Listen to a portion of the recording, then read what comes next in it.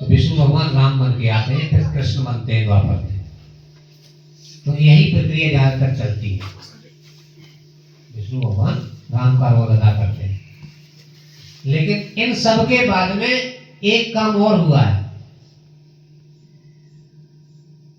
वो उस काम को लोग समझते नहीं है, केवल यही रुक जाते हैं कि विष्णु भगवान ही राम बन के आते और कुछ नहीं है, वही है राम।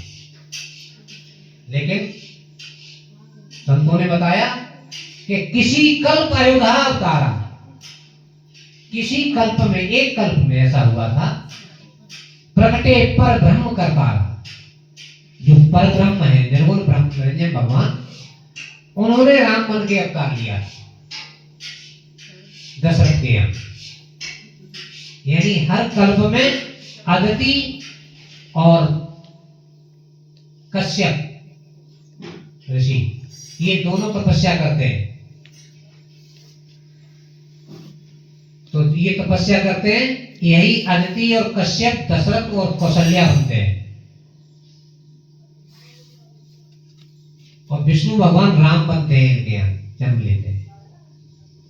लेकिन एक कल्प में ऐसा हुआ था कि स्वयं मनु महाराज ने और शत्रुपा उनकी पत्नी ने भक्ति की पारब्रह्म की, पारब्रह्म की ना निरंजन भगवान की। ये तो इन्हीं की करते थे, विष्णु भगवान की, लेकिन वो उन्होंने भक्ति की निरंजन भगवान की। तो निरंजन भगवान की भक्ति में बैठे हुए थे, तो काफी समय बीत गया। तो ब्रह्मा विष्णु महेश सब आए इनके पास कि आपकी भक्ति पूरी हो गई, वरदान मांगिए।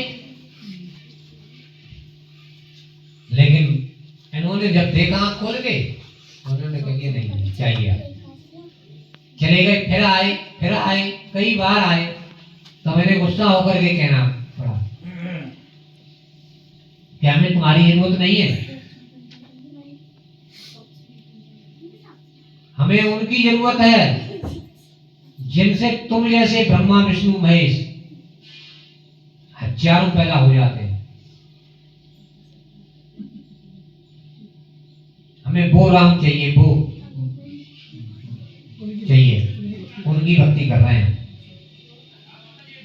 यानी निरंजन भगवान की भक्ति कर रहे हैं। तब काफी समय बीत गया, तब निरंजन भगवान स्वयं आए। निरंजन भगवान आए तब पूछा गया, कहिए क्यों आ रहे हो?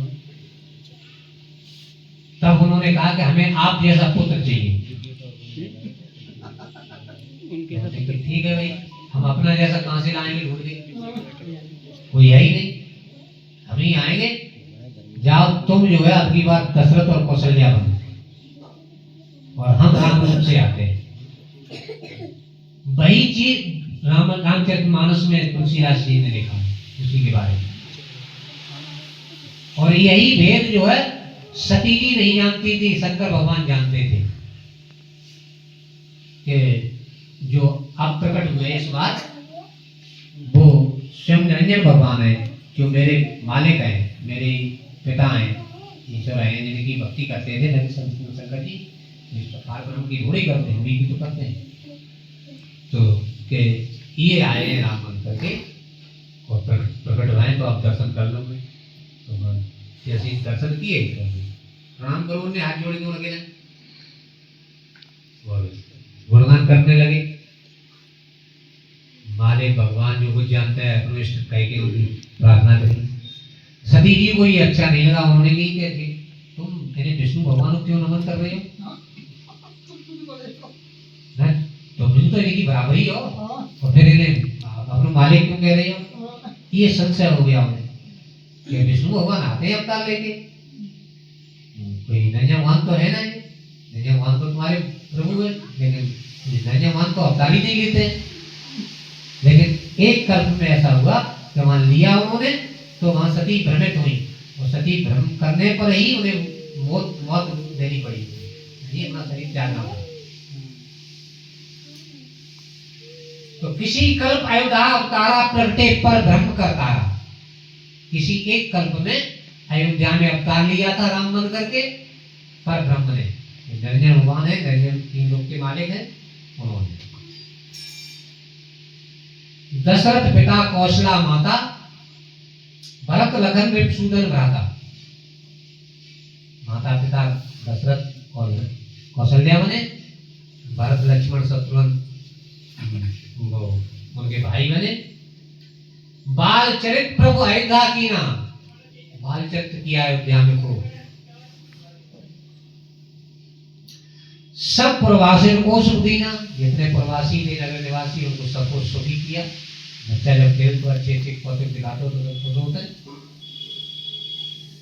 ऋषिमुख राखन गए रघुराई, जब बड़े भय तो ऋषि के यज्ञ की रक्षा करने के लिए विश्वामित्र आए उन्हें मांगने के लिए, तो उनकी रक्षा यज्ञ की रक्षा करने के लिए गए।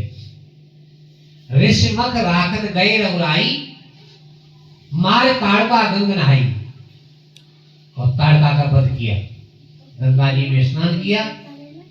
मुनि संग पुरी जनकपुर आए, और विश्वामित्र जी के साथ साथ फिर जनकपुरी के लिए चले।